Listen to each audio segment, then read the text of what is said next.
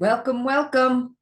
You are at the October 21st Coffee Calibration Coaching Session with me. I'm Kristina Swanson, and I am a Dreambuilder coach and a life mastery consultant with the Brave Thinking Institute.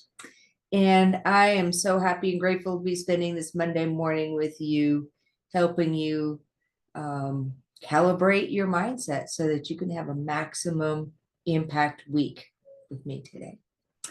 So in a moment, I'm going to invite you to come up with something that you're grateful for and something that you're proud of. And we're going to start our session by generating an energetic state. Know that every week as we come together, we will practice this very important skill of being able to generate an energetic state at will. The reason we do this is because if we become fluent in our ability to calibrate or adjust our personal energy right in the moment that we're in, then we become more effective. So if we notice our thoughts or our feelings are not in harmony with the life we absolutely love, we pause ourselves.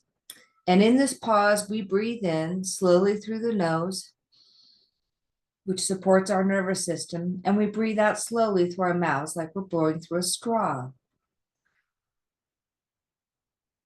Then we put ourselves in a template of gratitude, and we calibrate our energy to a vibration of gratitude. And then when we give our gratitude, we also add a proud of, which amplifies the vibration of synergy between the gratitude and the action. You see, the proud of acknowledges the part of ourselves that has taken an action, the part of us that is in a human form and can take action to serve our vision. And we know this, that taking action is not a given. We don't always just do it. We have the gift of free will. That means in order to take an action, we use our mental faculty of will by giving ourselves a command and following through with action. And it is important to acknowledge the part of us that takes action and name something that we're proud of. So let's go ahead and start by doing some breathing. I invite you to close your eyes with me. And as you close your eyes, I want you to breathe in through your nose and out through your mouth as if you're breathing through a straw.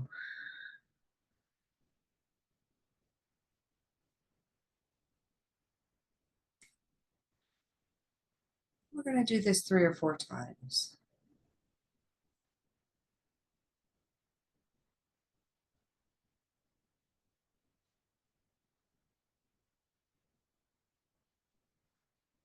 And as we do this breathing, we begin to move from our sympathetic to our parasympathetic minds. Our minds are brought to the present moment, and we can focus on the here and now and our calibration. When you're ready, feel free to continue breathing as necessary, but go ahead and open your eyes. Now,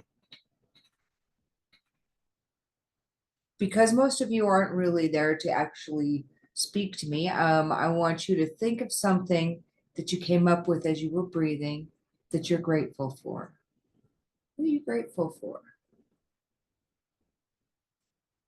And what's it proud of that can go with that? What part of you has taken action?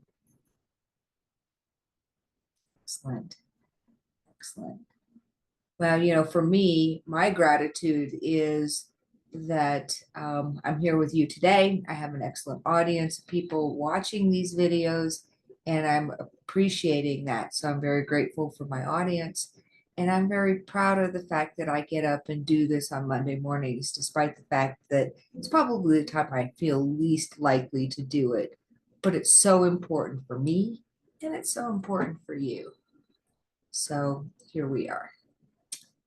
Okay. Now, I am really happy and grateful for what we are going to talk about today, because we're going to talk a little bit about the power of decision and decision making and why it's so important. And I've got a couple books here. I always like to throw in somebody else's 2 cents just because, well, I can, and I think I've been inspired by these authors. So I think that sharing with you is going to make you understand where I'm coming from a little bit better. And if you're interested, you can always dig deeper into these writings. The first book is called The Power of Decision by a man named Raymond Charles Barker. And he, on page 87, says, attention is power. Where your mental attention goes, your emotions follow. This is a basic truth that any person wishing to use this science must know. This one statement may be the very key you're seeking to change situations in your life. Mind is the only creative power, and mind is a field of interaction between thought and feeling. Your thoughts become your feelings, which become your actions, which become your results. Mary Morrissey tells an interesting story about the first time she went to hear Raymond Charles Barker speak. And it always sticks in my mind because it really helps me to understand this idea of attention and where your attention goes. You see, he was going to speak, and she was living in Oregon, and she saved money, and she worked really hard to make sure she could get down to Los Angeles to hear him.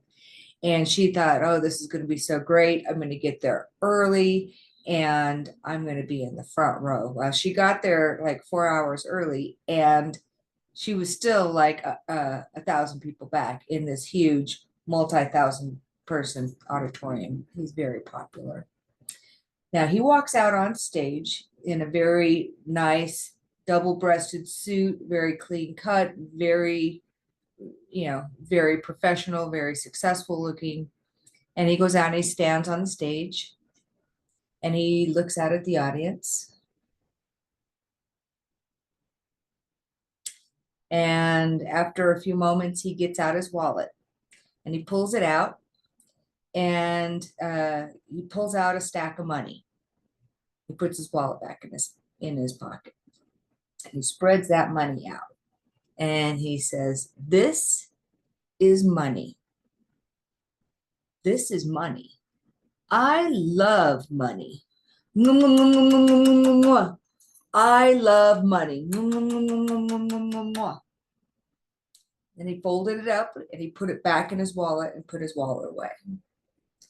And he says, how many of you, when I did that, felt repulsed? How many of you had a judgment about me that said, he's not even religious. He's not a Christian. He's not a good man, right? What if I had carried out a young child and held him out in front of you and said, this is my grandson.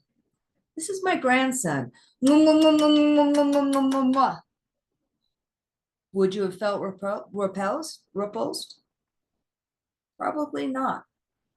So why is it that you're repulsed by money, which is the symbol of your freedom? It's simply a tool to achieve the things that you want.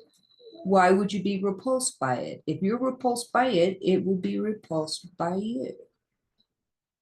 And up until that time, she had never thought of money like that. And what happens is when you change your attention on what you're focusing on, which is the symbol of the money, what does it mean? Our society teaches us that a lot of us learn as we're growing up, money doesn't grow on trees. You have to do bad things to get money. There's a lot of issues people have with being wealthy, which holds them back in poverty. And so the point that this story makes is money is not a good thing or a bad thing. It's simply a tool for your success. One of my favorite speakers these days is Ken Honda. Ken Honda is the Japanese Tony Robbins. And he tells a story about his mentor, Wahe Wakita, who is I'm probably totally butchering that name, but he was the richest man in Japan for many years. He was a majority stockholder in over 100 companies, and he was very successful. And he was known for being very generous and very giving with his money. And he gave away gold coins to waitresses in restaurants for good service, for smiles, things like that. He produced these awesome fortune cookies for children. And as they were being manufactured, he had a children's song playing that said arigato, arigato, arigato, so that they had over 1 million gratitudes spoken to the cookies before they were actually delivered to the children. And he felt like that made a difference in the world. He actually got an award from the Japanese government for paying his taxes and not complaining, not trying to minimize how much he paid. He happily and gratefully paid his taxes. And he became the richest man in Japan. Now, he had a saying, and Ken Honda uses this a lot in his teachings because I think it's really valid. And it is, when money comes in, you need to say thank you. Arigato in. And when you pay money out, you need to say thank you. Arigato out. Arigato in, arigato out. Creates the law of circulation, right? Money comes in and you say, oh, thank you for coming to visit me. And here, I'm going to send you on to your next place. Come back and bring your friends, right? So being grateful for not only the money coming in, but for the ability to pay the money out and benefit other people and yourself, of course, when you're paying your bills, that is really important. So how do you think about things? Where your attention goes is where things happen, right? So as we're talking about this, you have to actually decide to start monitoring your thoughts and changing the ones that are providing the wrong results. A lot of us think, oh, it would be really great to lose weight. It'd be really great to find the love of our life. It'd be really great to have that career I always dreamt of. I want to build my own business, whatever it is. I want more time and money freedom. But we don't actually make the decision to take the steps to get us there. And so that's really the thing I'm trying to point out to you today is that you have to have a decision made that you're going to change something. I'm going to read a little bit from another little booklet called Decision by Bob Proctor. The late, great Bob Proctor, for more than 50 years, was one of the leaders in the transformational industry. And by the way, I didn't say who Raymond Charles Barker was, but in the 40s, he was a minister, and he opened the first church of religious science in New York City. And so he was a very popular speaker. Okay, so from Bob Proctor. Excuse me. Coffee didn't go down real well. In fact, I'm going to take a sip of my coffee. Have you been having your coffee along the way? Excellent.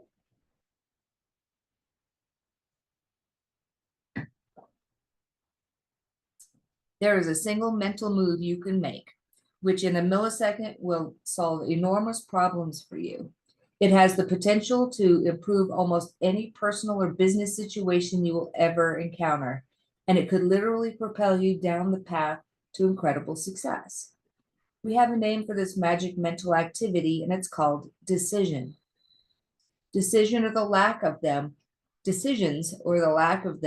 are responsible for breaking or making any career. Individuals who may become very proficient at making decisions without being influenced by the opinions of others are the same people whose annual incomes fall into the 6 and even 7-figure category. However, it's not your income that is affected by decisions. Your whole life is dominated by this power. The health of your mind and body, the well-being of your family, your social life, the type of relationships you develop are all dependent on your ability to make sound decisions. You would think anything as important as decision making when it has such far-reaching power would be taught in every school, but it's not. To compound the problem, not only the decision-making missing from the curriculum of our educational institutions, up until recently, it's also been absent from most of the corporate training and human resources programs available. So how is a person expected to develop this mental ability? Quite simply, you must do it on your own. However, it's important to understand that it's not difficult to learn how to make decisions. Armed with proper information and by subjecting yourself to certain disciplines, you can become a very effective decision maker. Power of decisions, right? I think that one of the things that Bob really talks about the most is what it takes to be able to make those changes. And the paragraph I just read to you probably sounded pretty easy, but it's not, because what happens is what you have to do is you have to actually change the synapses that are firing between your neurons. And right now you have thoughts that you've probably been thinking for a very long time. I've been thinking about my chubby body for too many years, right? So now I'm in a well-worn rut, and it's hard to climb out of that rut because I think the same thoughts today as I thought yesterday and the day before. We think about 65,000 thoughts every day, and about 90% of those are the thoughts we were thought the day before. So how do we get out of those ruts? We have to actually make the decision that we want to get out of those ruts, and then we have to start to put ourselves into a system of support where we can use tools in order to catch the thinking we're doing and generate new thoughts. And the first thing you want to do is just notice when you're doing this, right? Oh, before I make the decision to do that, again, when that guy cuts me off in traffic, before I scream and cuss and flip him off, right? I have the choice to say, oh, that guy cut me off. What's my reaction going to be? Is it going to be the same reaction I've always had? A reaction that puts me into a very angry, negative, constricted place.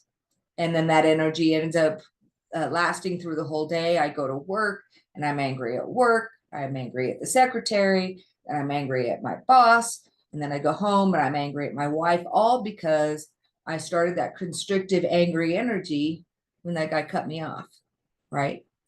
What if when that guy cut me off, you said, oh, geez, he must be really in a hurry. Somebody must be in the hospital, right?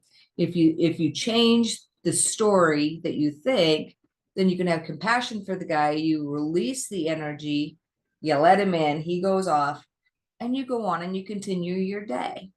And you do so in a more relaxed and happy fashion. So you have the decision at that moment on whether you're going to react or are you going to respond. That's the first step. So how are you on making decisions? What decisions do you have in your life that you would love to work on making, but up until now you haven't had the courage to do so? Why haven't you had the courage to do so? For me, sometimes it's just the fear of the unknown. Gee, what if it doesn't work? What if I embarrass myself, right? Oh, I couldn't do that. I don't have the skill to do that. Yeah.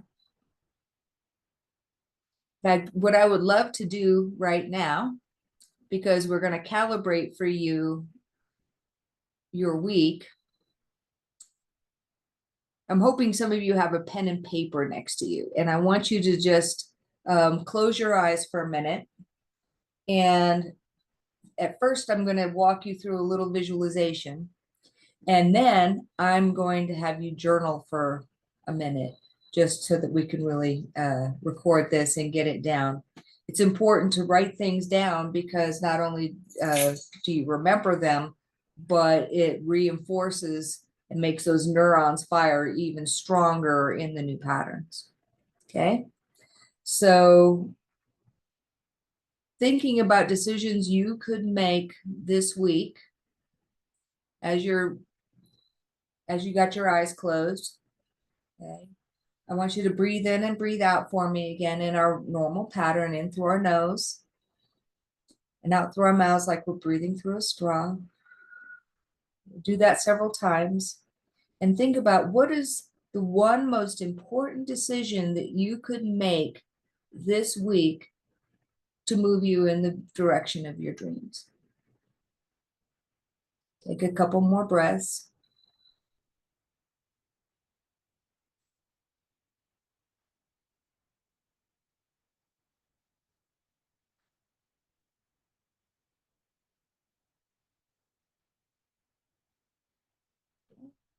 And now go ahead and open your eyes.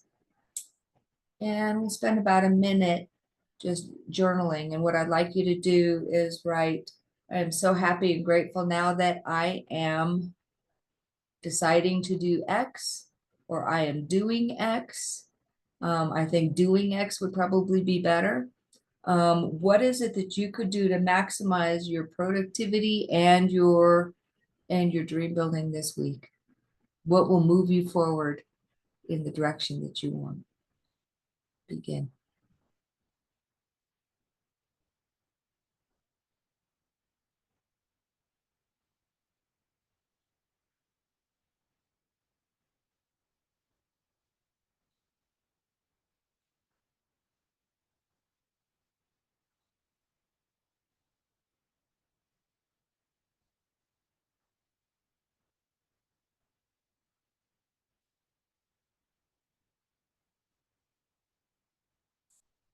Thirty seconds.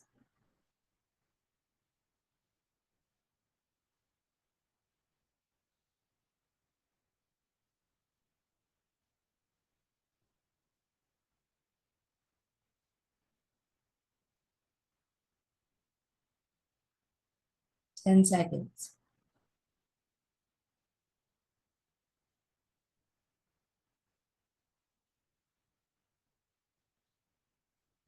Awesome. Okay. So, how many of you came up with something that you could really do this week, maybe even today, in order to move you forward? What's the most important decision that you could make? Gotta turn that off next time. Sorry. What's the most important decision that you could make in order to move you forward this week? And so now that you have that thing in mind, I want you to do a visualization with me again, and I'm going to have you close your eyes. And I want you to imagine we're walking down a road. And as we walk down this dirt road, we get to a fork in the road. And there are two paths to take. We can take the left-hand path, we can take the right-hand path. And so I want you to think about deciding, let's take the left-hand path. And then we walk down this left-hand path, and it's 3 years from now. And 3 years from now, you haven't made a decision, you haven't taken any action, and you haven't really done anything. What's your life like? Has it changed? Are you still doing the same job? Are you still in the same mediocre relationships? Do you have the same time and money freedom issues? Is your health poor? Where are you 3 years from now?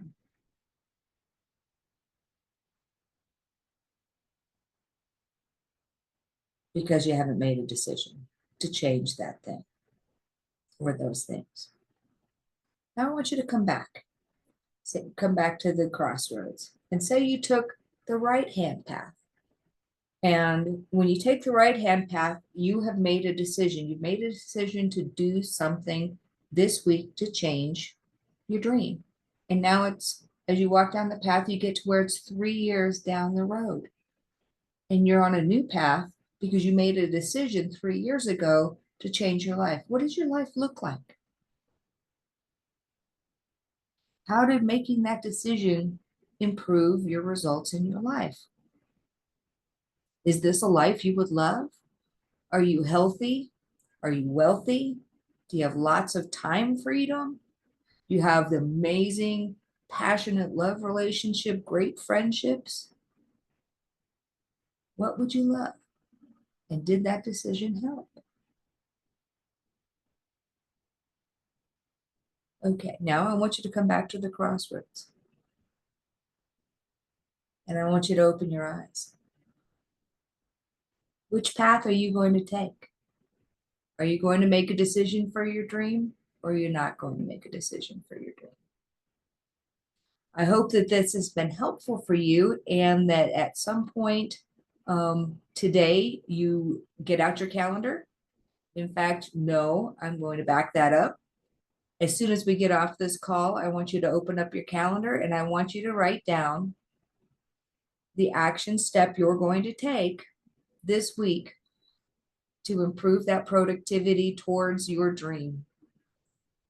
What decision have you made today to do something? Put it in your calendar, and put it in your calendar for this week. Okay, awesome. Now, as you do this, I want you to be keeping a high vibration about this. It's not an, oh, geez, I actually have to do that thing. I want you to say, I am so happy and grateful now that I have made a decision to live a life I love. I am so happy and grateful that I've made a decision to live a life I love. And I'm doing it uncomfortable, and maybe I'm doing it afraid, but I'm doing it because 3 years from now, I do not want to be living the same life that I'm living today. Thank you for attending, and I'm going to be doing these every Monday morning, 9 a.m. Mountain Time. Each week we will include the gratitude and proud of practice. We will be doing a short teaching. I usually try and do a short meditation and a calibration with you. And when I have clients or friends or partners in believing online with me, I will be doing a Q&A. And so I invite you to come live for these coffee calibrations and get your questions answered, because I would love to help you achieve whatever it is that you're trying to achieve. So thank you very much for attending your coffee calibration, Monday, October 21st. This is Kristina Swanson from Kristina Swanson Training, Brave Thinking Institute coach, saying, have a great day and take your decision and change your life.